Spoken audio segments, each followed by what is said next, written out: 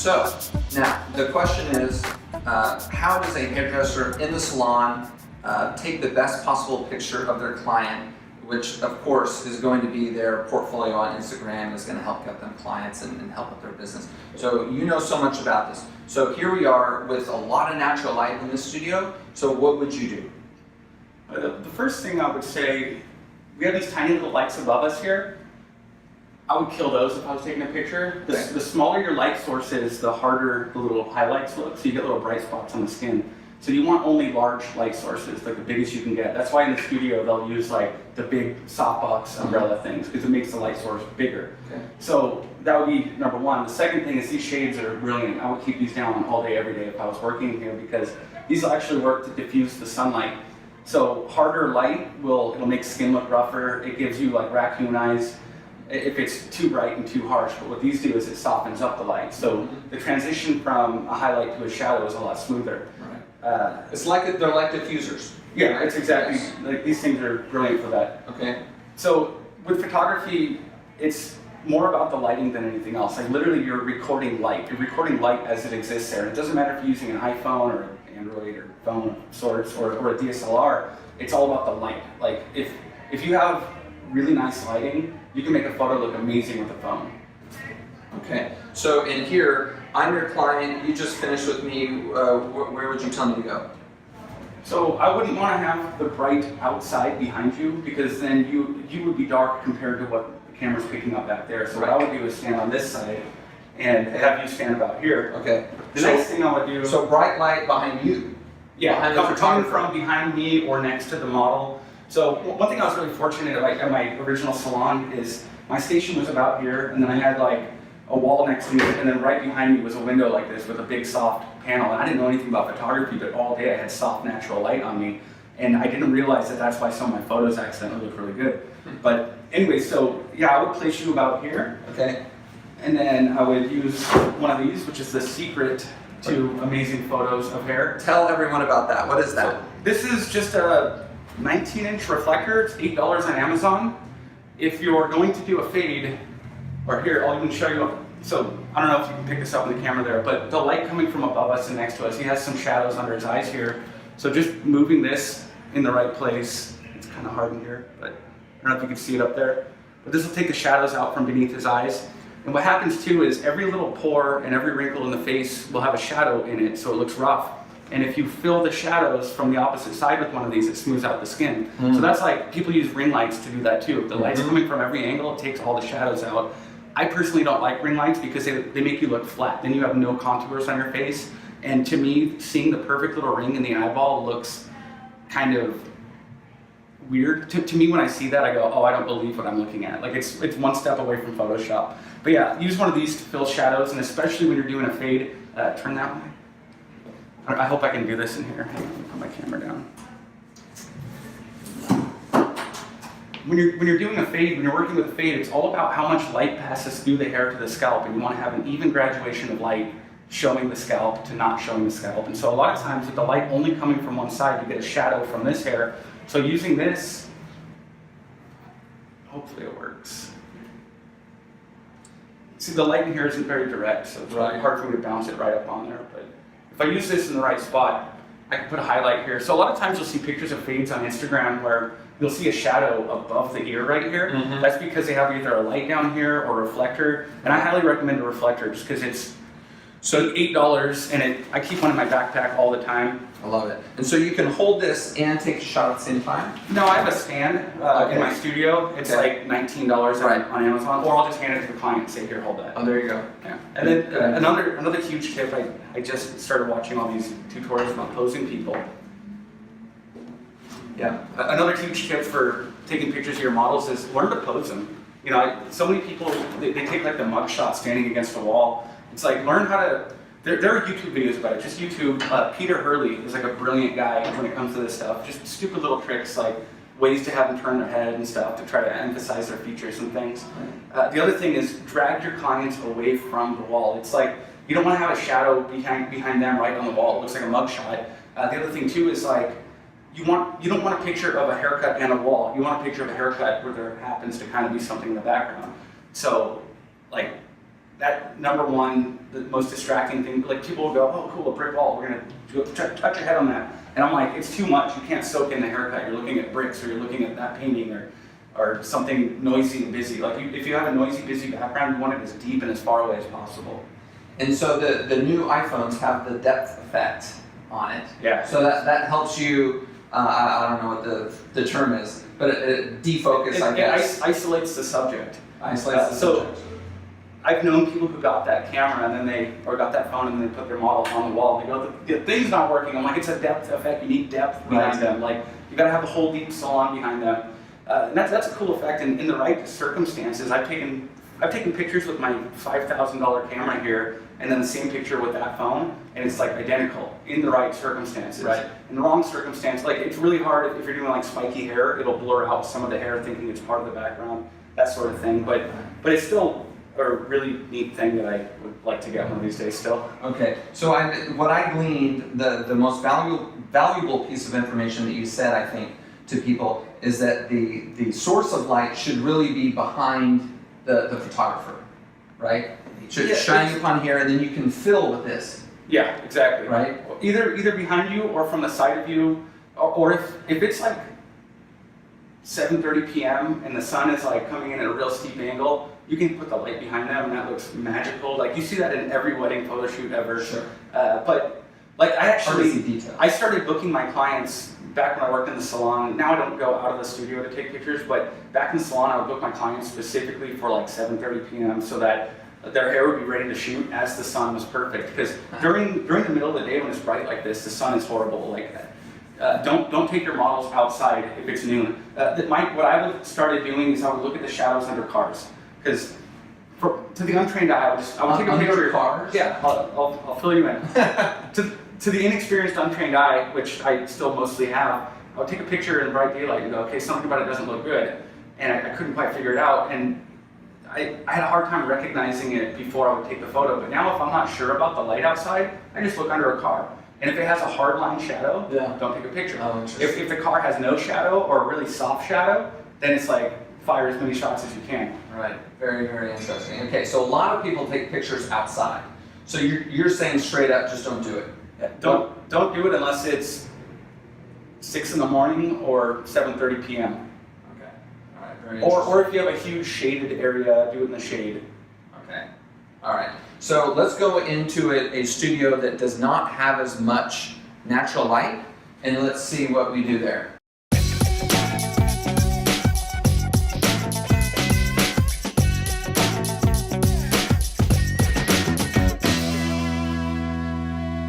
So, my opinion. You're not filming, are you? I am. Okay. We can just edit this out because My this opinion is turned is on. that not enough people take photography seriously. Yeah. And they're not intentional about it. They don't think about it enough. And that's what I like about you, is something happens to you, you go out and read a book, right?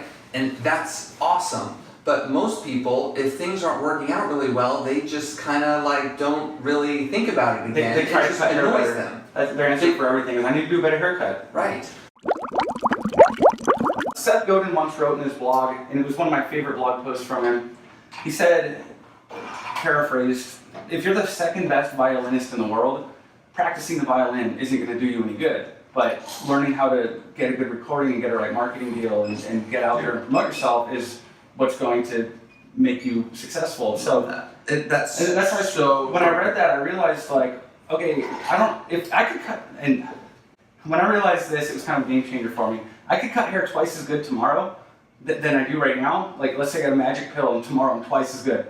How does it change my career? It doesn't. But if I can take a better photo, that's going to help my career. If I right now I need to learn how to do videos so YouTubers will stop hating on me. So that's why I started looking into photography. Is you can. It doesn't matter what you do; it's what you do with what you do. So if you do the best haircuts ever and you're taking horrible pictures of them, people aren't going to soak it in. You're not going to share it with the world. It's about you're sugarcoating it. You're making it pretty. You're making it digestible. Right. Right. Absolutely. Okay. So in this studio, Scenario 2 here. Scenario 2. Okay.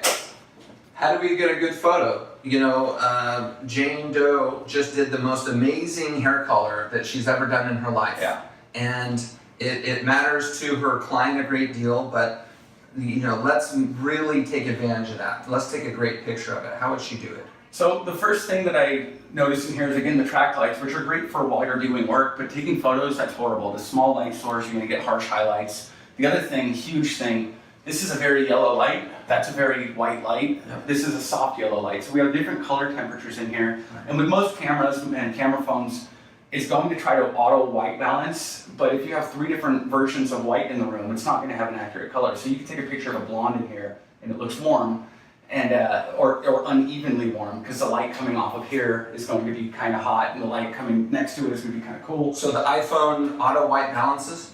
Every camera pretty much will pick an automatic white balance based on what it thinks is white in the room. So with 3 different light sources in 3 different colors, the camera's going to have no idea. Something's going to look too blue or too yellow. So the first thing I would do is kill any lights that are not the same color. Yes. And looking in here, I see these are, again, just open bulbs that are small. Yep. They'll give you harsh highlights. And what I learned pushing buttons here is the track lights and the chandelier are on the same Right. thing. So I would turn them off. Oops.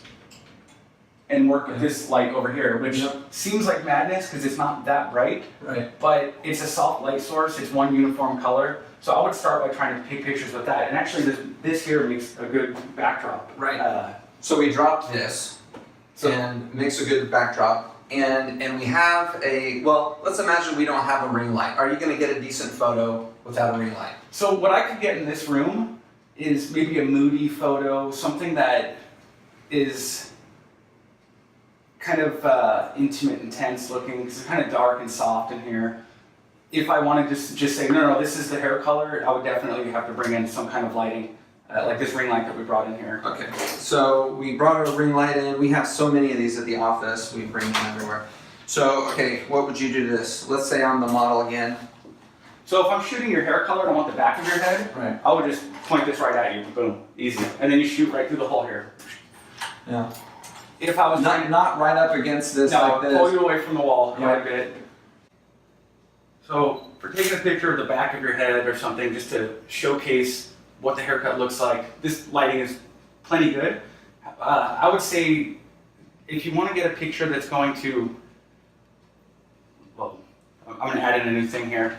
I try not to take pictures of haircuts. I try to take pictures about my client who happened to get his hair cut by me. So I try to get cool angles and cool lighting things. And so if I were to just take a picture of your face, like dead on here, step forward just a little bit. And I'll try one more time. Sorry. Just blind you here. It's okay. So the skin looks really smooth and neat and clean, which is good for if you're trying to show off makeup and just make someone look like a blank canvas. But if you're trying to make somebody look interesting or cool, that doesn't really do it so much. You want to add some shadows in there to carve their face and give them facial features. So what I would do with a ring light is move it off center and not shoot straight through it. So maybe bring it up here. So now, suddenly he has shadows on the side of his head. Come on, focus. So now he's got shadows. No shadows is boring. Shadows is interesting. So What about that? Could we? we'll bring that in here. So let me try to pose you for a second here. I'm gonna show off your fade. So all right, so I'm gonna be you for a second. Okay. Rotate you about here. Yep. And then like kind of lean inward this way, like, and get all this skin real tight. Like do like this kind of number like this, and then take your ears and bring them toward the camera. So what that's going to do is tighten up your skin here, give you a little bit of a jawline. Actually, I don't need the reflector I might need the reflector for this part. So what I'm doing here is I have the light hitting right on your fade, which is going to make your fade really pop. Okay. And then on the opposite side of your head, you have shadows, which is going to give you contours and make you look interesting.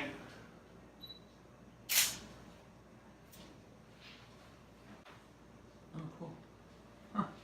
So if Wow. the opposite side was too dark, so get that swagger stance on again. Okay. And then I'm going to hold this right. You want me to hold it? You hold it right there if you can.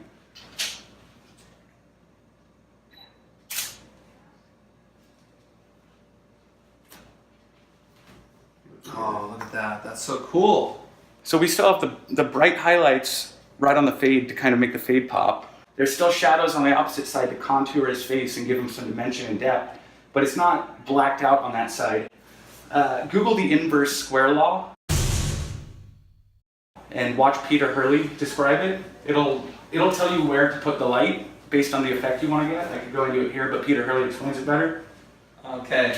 So, okay, that's pretty amazing. So if you want to get good at photography, study lighting and like really study it. And you know, don't worry about buying a $5,000 camera. Just study lighting and use your iPhone. I should have done this with the iPhone right now. It would have looked just as good. Yeah, we'll assume that it's going to look as good. A lot of people have said that it's very similar.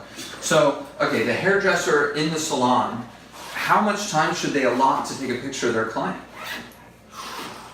What I started noticing is, well, fourth reason I would run late with clients is I wanted to take their picture. If I got a client who looked particularly good or they had really cool hair, what I started doing is I told my wife, on Thursday nights, don't wait up. I'll be home when I'm home.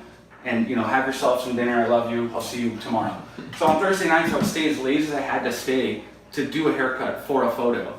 Just because it was that important that I put out good work on my Instagram. And so granted, not everybody's trying to do what I'm trying to do with Instagram, but it's your portfolio. And when you meet a stranger and say, oh, I do hair, and they look at your Instagram, you want them to trust you, so you want to have your best work on there. So what I'm getting at is make time to do the best photos you can. You can of course grab some here and there, like throughout your day. If I had a cancellation or a lunch break, I would spend a little bit of time getting a photo. The other thing too is the more you do it, the faster you can get it done. Mm-hmm. So doing these late Thursday nights will give you an idea of like, okay, I know I like the light here and the reflector here. And so when you're in the salon, you can recreate it like in 2 seconds instead of figuring it out every time. Mm-hmm. So in my studio, it's actually very similar to this room, about the same size. I have big soft boxes mounted on the wall on arms. And I can finish a haircut, and within 2 minutes, I can have like fully lit, backdrop down, everything, like literally 2 minutes, and then it's like a photo shoot. And I didn't get to that point by just doing pictures of haircuts throughout my day. You know what I mean? I made time to get better at it and make it a priority. So a lot of hairstylists say they forget, right? They're going through their day and they've got a couple people waiting and they don't want to take the time to shoot pictures.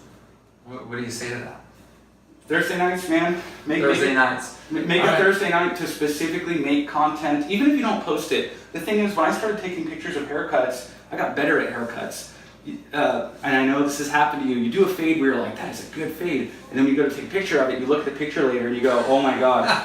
and you see things you didn't see before. So I started to catch those things earlier and earlier after recognizing what it looks like through the lens of the camera. And it made me a better haircutter. It made me look at the shape of the haircut and the shade, and it made me really break it down like way more OCD, like ADD status. That's so interesting. So I've also heard the excuse that they're a little nervous to ask their clients to take their pictures. Yeah. What do you say to that? I've had that. You know how awkward it is being. I remember this guy, Dan, came in for a haircut one time, and he looked like Captain America, but like a little rougher. And I was like, oh, this is like a good-looking guy. And I was so nervous. I just met him, but I wanted to take his picture so bad. And I was like, and I just asked him. I mean, some people get weird. I've had clients who I've known for years just go, no, I don't want to be on Instagram. I'm like, all right, cool. So just ask. The thing is, 5 years ago, it was kind of weird. Right. Now it's the norm. Totally. Now people are like, it's a compliment. They're like, oh, you think I'm good enough to go on your Instagram page? Cool. Yeah. And they're insulted if you don't ask them. Yeah. I've heard this from so many clients that they actually why expect don't I get on the page? Right. The other thing, the worst case scenario is I'll take a picture of somebody and then I don't post it because later I'll find like a hair out of place or something that I'm like, no, I can't use that. And the next time I see that client, they're like, oh, was my hair not good? Was my face too fat? I'm like, no. I was like, no, literally. And I was telling them, like, there was a loose hair on her face and I just couldn't use it. That's so funny.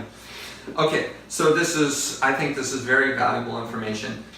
There's one other thing that I want to show you, and that is the social media wall in this salon, Salon Republic at Beverly Hills, Wilshire.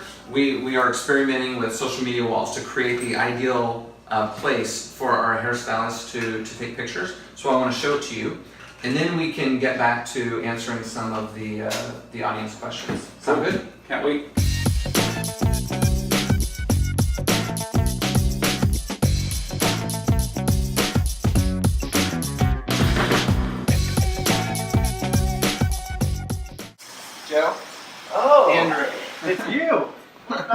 meet you finally. I didn't know you were here. Yeah, this is my little Yeah. land. Sorry to interrupt. No worries.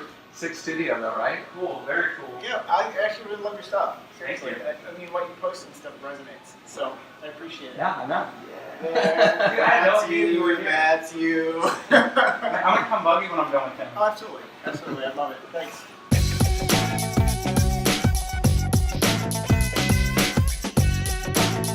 No, essentially the concept is client stands there, stylist stands here. Yep. Are these dimmable at all? These are dimmable. Make Yeah, one, on make the one of them side. half as bright as the other. That's how you want to take the picture. Yeah, Yeah, because because then you that'll get the give them the contrast. contours. Okay. So if they're taking a picture of essentially the back of the head to show off the color, would you say the same? No, if you're doing the back of the head and you're showing off color, put them both full bright. Yeah. If you're doing anything from the front or the side and you want to have like the shadows and the contour, have one of them half as bright, but not off. Because if it's Right. off, then we have one small light where two lights will be a little bit smoother looking. Right. I would say the next thing you want to buy here is, of course, the reflector. Yeah. And I'll send you a link, but there's a stand. So if I held this, excuse us, sorry. Essentially, you want to make a clamshell. So this is the top half of the clamshell, this is the bottom half, Okay. and they would point at the face, You want to do it on my face so you can see? maybe, a bit water. And it's doing a little. Yeah, so I can see. that makes like the hugest difference. Another key, if you want a really, really good photo of someone, you want to catch the light in their eye. Like you want to see the shape of the light in the eyeball. So if they're posing in a way where you can't really see the light, it doesn't look human. But when you get the light in the eye, it sparkles and it gives them like this life, you know. So Very interesting. and so this can actually help to do that. So even in your eyeball right now, I can see this and that. Mhm. That's key. Wow. Awesome. Okay. So let's get back to answering some of these questions from the audience.